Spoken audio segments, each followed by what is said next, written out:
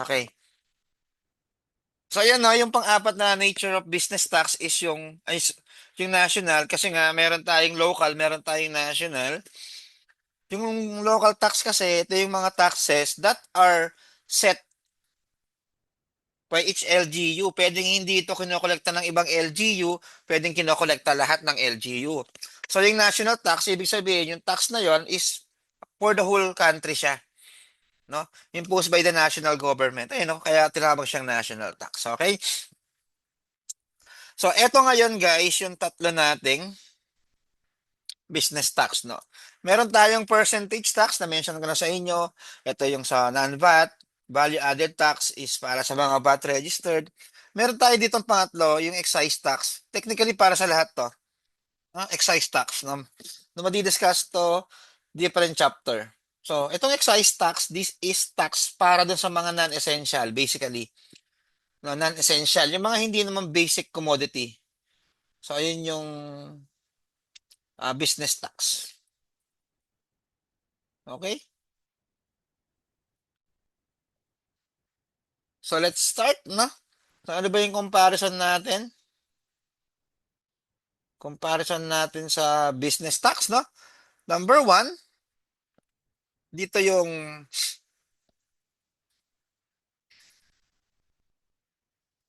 timing of imposition. So kailan ba babayaran yung tax, yung business tax? So yung VAT, babayaran yan upon sale.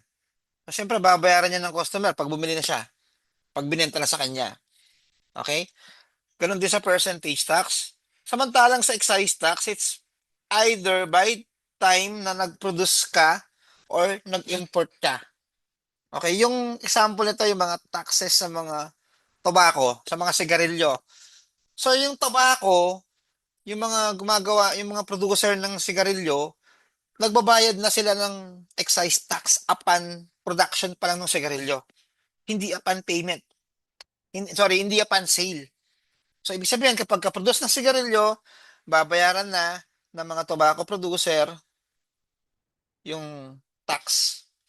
Okay? So syempre yung tax na yan, idadagdag niya yan dun sa presyo niya. Kaya tumataas yung presyo ng mga sigarilyo din. Okay? Kaya nga nakalagay dito, additional tax yan. Yung primary tax na to, eh talagang ito yung tax sa business tax. Pero itong excise tax kasi, as an additional lang siya. Hindi siya yung pinaka-end tax ng business tax. Kumbaga parang extra cost itong excise tax. Kaya tinawag siya dito na additional. Okay? VAT, general common, tsaka percentage tax, pwedeng masubject ang business dyan. Yung excise tax kasi, technically, yung mga specific, ano lang, specific businesses lang, like yung mga producers nga, o yung importers ng mga excisable products. When we say excisable products, guys, ito yung mga products na masasubject sa excise tax. No? Excisable, di ba? Batable, di ba? Valuable. So, excisable, ibig sabihin ito yung mga products o importers na subject sila sa excise tax. Okay? Next is yung taxpayer. So, sino ba yung taxpayer dito? So, sa VAT and non-VAT, yung mga negosyo lang, yung mga business lang na nakaregister sa BIR. Di ba, pag hindi ka nga nakaregister sa BIR, hindi ka naman mare-required na magbayad ng tax kasi ang unang-una nilang i-required dyan, mag-register ka. Pag hindi ka kasi nag-register, hindi ka nila ma-enforce magbayad ng tax eh. Kaya ang requirement nila una dyan, mag-register ka. Okay? Excise tax, yung mga business or non-business. Basta pag producer ka o importer ka, excisable yung product mo, di ba? Kahit business or non-business ka, magbayad ka ng excise tax. Okay? Usual taxpayer, sino ba yung mga typical na taxpayer? Big, small, big or small. And then accounting treatment, eto, na-mention ko na sa inyo to. So sa VAT, liability yung VAT, di ba? Pag nakolekta mo yung VAT, kaka-discuss ko lang sa inyo ito last week. Sa percentage tax expense, sa excise tax, it's either liability or assets. So, dito sa excise tax kasi, di ba babayaran ni, umari ako yung gumawa ng sigarilyo, asset siya muna, part siya ng inventory. Di ba? Pag dinayaran ko excise tax, debit inventory, debit credit cash, o AP. Ngayon, pag nabenta ko na yung product na yun na nasubject sa excise tax, part yun ng cost ko. Okay? So, ganun lang yung treatment natin dyan. O, itong liability and expense, na-discuss ko na sa inyo to, hindi ko na ito uulitin. 3 beses ko na diniscuss sa inyo to, ha? Hindi ko na to uulitin, guys. Okay, so ayun yung comparison natin sa business tax. Okay? Any question so far, guys? Baka may question kayo?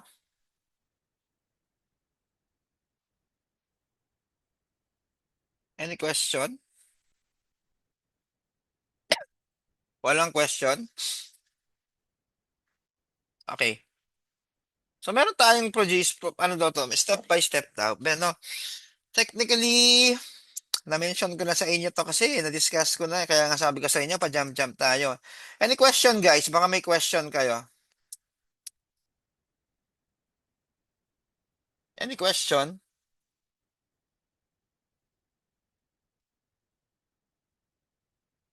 Any question, guys? Walang question?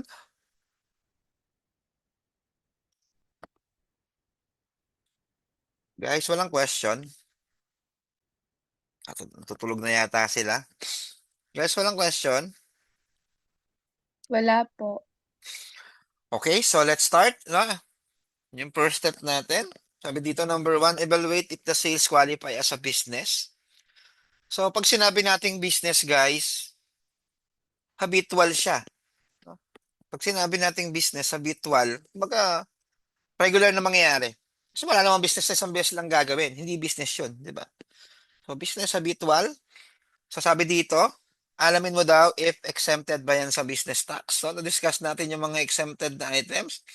If yes, the business must register for business tax. Proceed to the succeeding procedure, sabi niya. Identify the taxable person. So, sino ba yung taxable? Individual ba yan or corporation? So, as simple as that. Ano may activity mo? Goods ba yan or service? Okay. Classify the sales mo. So, yung whether ba yung sales mo is exempt, meron bang specific percentage tax? Meron bang batable sales? So, di ba na-mention naman natin yan, yung batable. Okay. Discussion last meeting. Batable, when we say batable, subject yan sa business tax.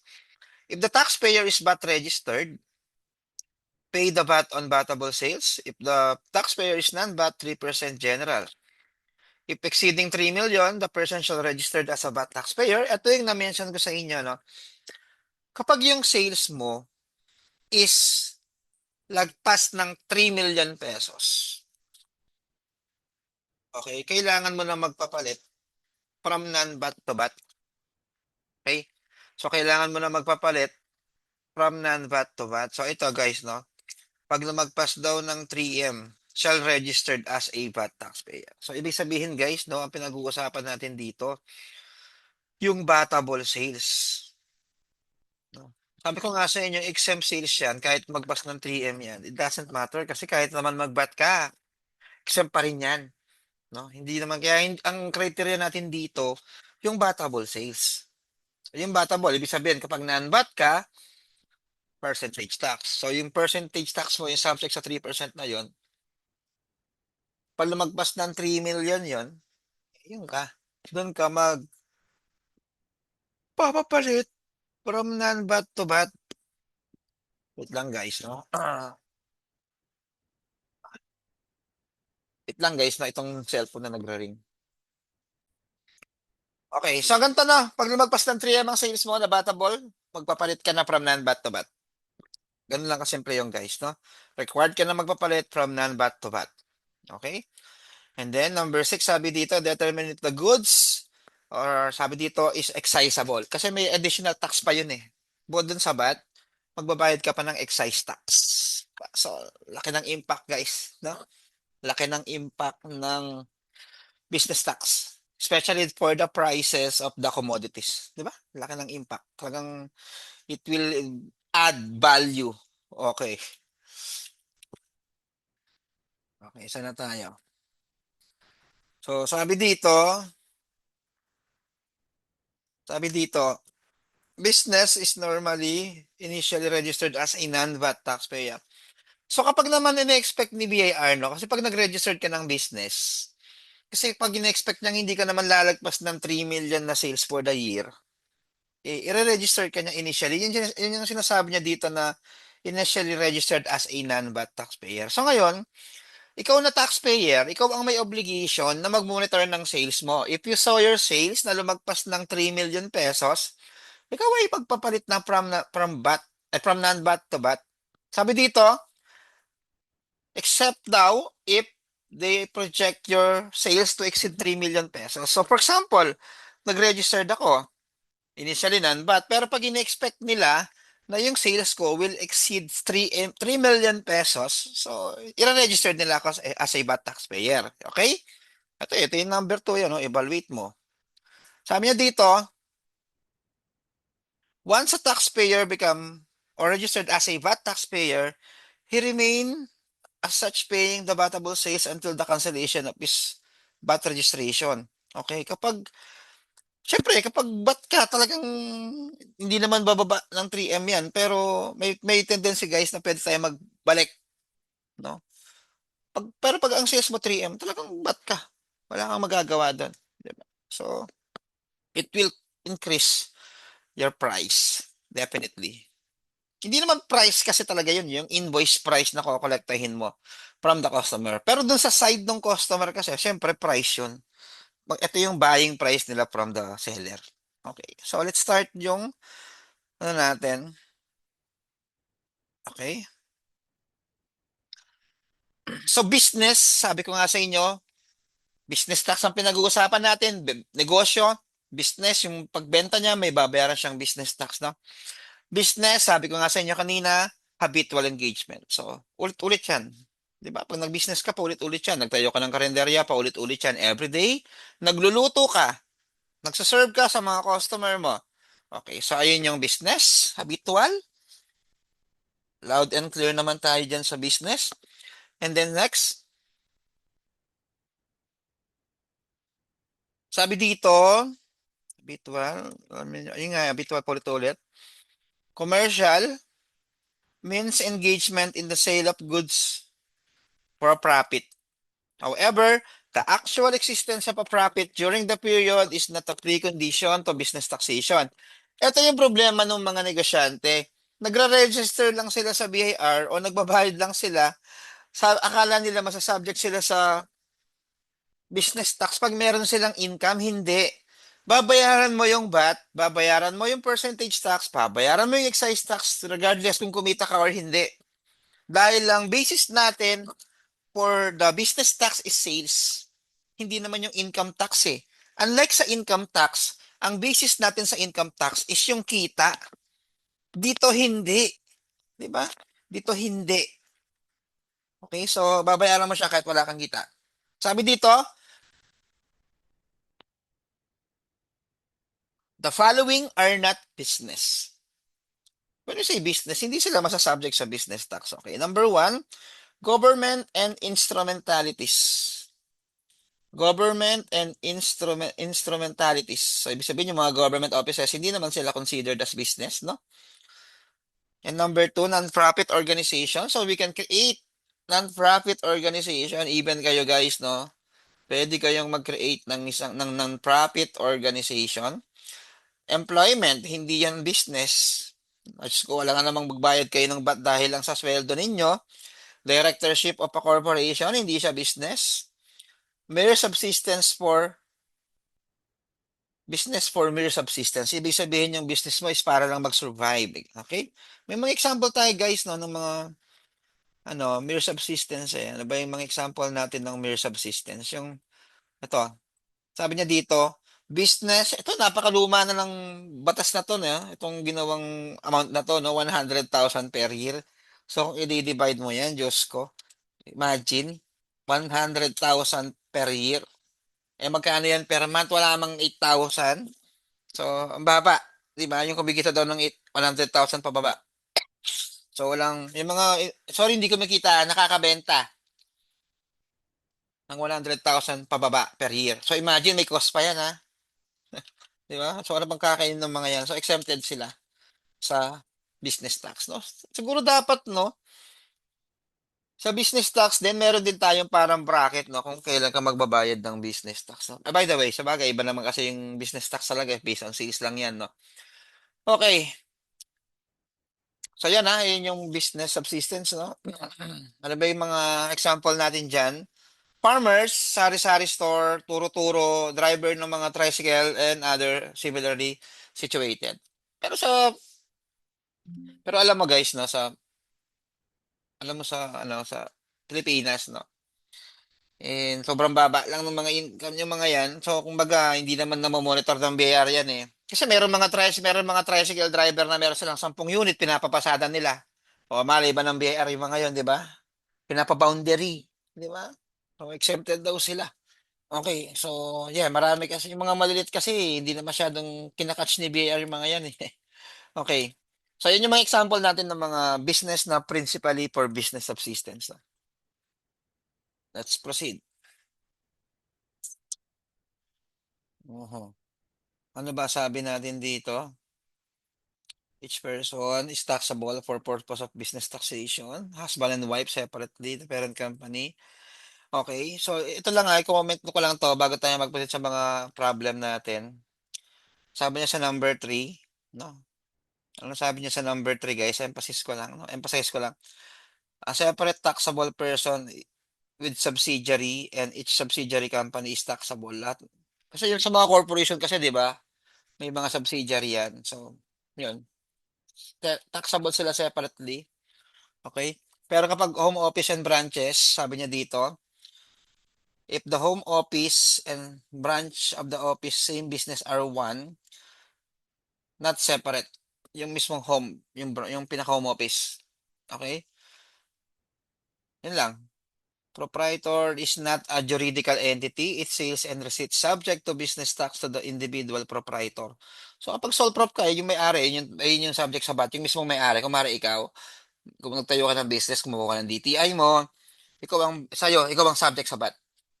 Kahit na may business ka na nakapangalan, di ba yung trade name mo, ikaw pa rin yung taxable doon, hindi yung trade name, ikaw. Okay? Hindi yung trade name. Okay? So, yun lang yun dito, no, guys. Ako na yung problema dito. Sabi dito, guys, income tax exemption does not equate to business tax exemption. So, hindi ibig sabihin na exempted ka sa income tax, exempted ka rin sa business tax. It doesn't equate that way. It doesn't fit that way. No, hindi pwedeng exempted ka sa income tax, exempted ka rin. Hindi siya equivalent sa ganon. Ha? So ano ba yung example sa exempted sa income tax? Yung mga BMBE na registered sa DTI, they are exempted from business tax, di ba? And from income tax. So it doesn't mean exempted din sila sa business tax. Okay, reverse naman natin.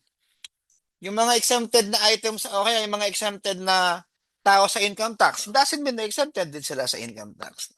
Hindi naman automatic kailangan sabayan. Kumare, yung mga nagbebenta ng mga feeds, bigas, alam natin na exempted yan sa business tax. So, hindi naman ibig sabihin exempted sila sa income tax. Pero pwedeng magsabay na exempted sila. Ang sinasabi lang dito, hindi automatic na exempted sa business tax, exempted din sa income tax, no? Hindi automatic yan, guys. Okay? Ilang minutes pa para mag-out itong 40 minutes natin. Hence, the following which are exempt taxpayers from income tax are subject to business tax, no? Yung mga GPP, ito yung example natin, yung mga GPP, di ba? Oh. Sa income tax ninyo, na-discuss yan. Exempted yung GPP. Pero yung business partnership, taxable sila. So, subject sila sa business tax. No? Ayun nga, na-mention dito, barangay micro business enterprise. Na-mention siya dito, nadali siya. Ayan, barangay micro business enterprise. Ayun yung mga exempted sa income tax. Pero hindi ibig sabihin, exempted din sila, no? Sa business tax. Hindi siya automatic nga, sabi ko nga sa inyo. And then, ito na yung nag-discuss ko sa inyo. Nag-discuss ko na to siyang siya. Non-VAT or VAT registered taxpayer. Yung mga business, no? Sabi dito, VAT, bayad ng 12%. Yung mga non-VAT, 3% general rate. Pero tandaan nyo, na-mention ko sa inyo, meron tayong specific percentage tax rate na madidiscuss sa Chapter 5. Okay? Hindi ko lang alam kung maaabutan natin siya. Okay, business activities. Dalawa lang naman ang activities natin na categories, no? It's either goods yan or it's either services yan. So pag nagbenta tayo, it's either ang binibenta natin is goods or pwedeng binibenta natin is services. Sir, bakit ba kailangan maklasify na goods or services? Eh akong parehas lang naman yung masasubject sa VAT. Di ba? Kasi meron tayong, iba yung ano iba yung treatment. Mamaya malalaman natin. O kaya sa later chapter, parang chapter 9 yun, no? Kasi yung goods, pag nabenta mo na siya, babayaran mo na yung VAT. Kahit na-collect mo na siya o hindi. Pero kapag service ang binenta mo, i-declare mo yung, babayaran mo yung VAT niya upon collection. So, iba, di ba? So, ibig sabihin, kung mari nagbenta ako ng goods ngayong month, January, i-declare ko na yung sales ng January. Babayaran ko na yung VAT. Ngayon, kapag goods naman ang binibenta ko, nabenta ko siya ng January, yung service ko, no? And then, nakolekta ko siya ng April. April ko pa lang siya babayaran. Diba? So, ganun yung pagkakaiba. Kaya kailangan mong malaman ano ba yung goods o kung goods ba siya o service. So, technically, kapag service, yung effort, yung talent, yung skills ng tao. O kaya pwedeng yung renta. Sa goods kasi, ito yung consumable. Pag sinabi natin goods consumable or properties na pwede nating magamit. Okay? So, may mga example tayo dito, guys, ng mga goods. Ayan, no? Merong Sabi dito, kasama yung real property, right or privilege, di ba? Radio, television, cable time, kasama yan sa goods. Okay? Ano pa ba? Yan yung mga typically nakasama sa goods. So, meron tayong list of items sa books ninyo, pakibasa nyo na lang. Hindi naman to usually ganito lang malabas sa problem, no? Nakalagay lang naman doon goods or services lang naman usually, no? Pero yung sasabihin pa specifically kung television siya. Pero siyempre sa instinct ninyo dapat alam niyo kung ano yung goods, ano yung services, no?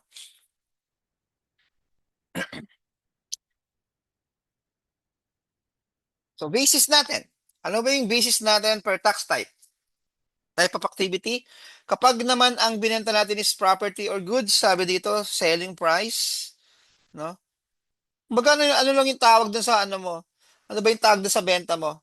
'Di ba? Pag nakabenta ka ng goods. 'Di ba? Gross selling price, gross receipts. Okay? Ganun lang yung pagkakaiba.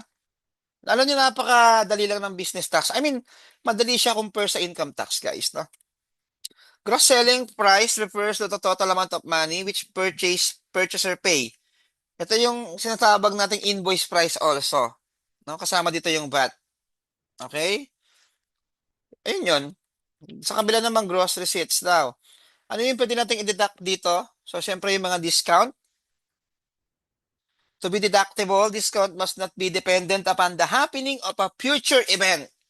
So, para daw ma-deduct yung discount dun sa gross selling price, kailangan daw nangyari siya. Hindi kailangan na may condition. Kumari, bibigyan kita ng condition pag pumasa ka sa law o kaya pag nakakuha ka ng 99 sa law. No, hindi yung discount, hindi yung deductible sa sales. Okay, syempre pag nabawasan yung sales mo, mababawasan yung VAT na babayaran mo, mababawasan yung collection ni BIR.